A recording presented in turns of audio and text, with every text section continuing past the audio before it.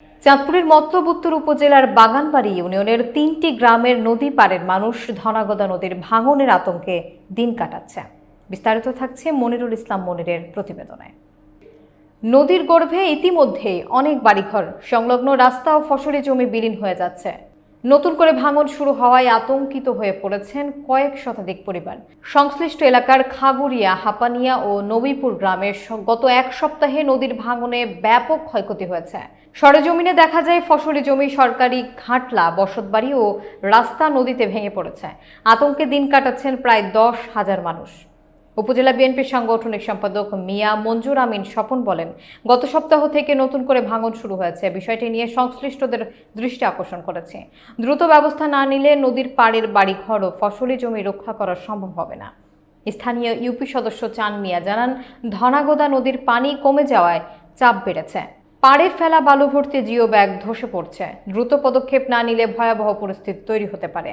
এ বিষয়ে চাঁদপুর পানি উন্নয়ন বোর্ডের নির্বাহী প্রকৌশলী মোহাম্মদ জহুরুল ইসলামের সঙ্গে যোগাযোগের চেষ্টা করা হলেও তাকে পাওয়া যায়নি। এখানে কিছু কাজ করছে গত বছর, সেখানে কিছুটা রক্ষা হয়েছে। এখন দ্রুত গতিতে এই নদীকে রক্ষা করা, বাড়িঘর, এই জায়গা জমিকে রক্ষা করার জন্য পানি উন্নয়ন বোর্ড যেন দ্রুত একটা ব্যবস্থা নেয়।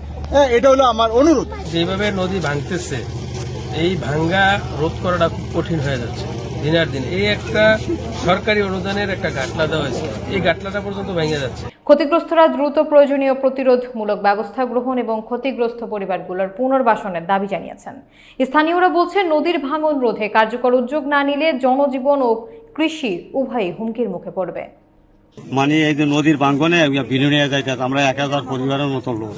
এখন এই দ্রুত গতিতে যদি 10, 15, 20 দিনের ভিতরে যদি না করে, তাহলে আমরা 1000 পরিবার একদম নদীর সাথে বিলীন হয়ে যাবো। আমাকে আর কোনো উপায় নাই। আমাকে পানি সাফে এই সব শুরুতে এই গাটলা শুধু ভাঙ্গা নদীতে বিলীন হয়ে যাইতেছে। দেখতেছেন এই যে কিভাবে ভাঙতেছে।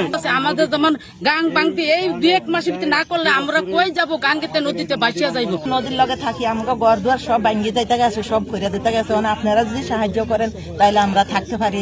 আমরা যতদূর দেখেছিলাম এই নদীটা, তার থেকে এখন আমাদের বাড়ির কাছাকাছি নদীটা ভাঙতে ভাঙতে চলে আসছে।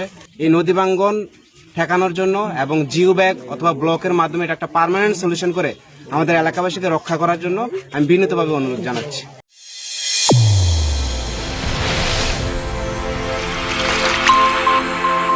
চ্যানেল A1 হৃদয় রেসপন্স।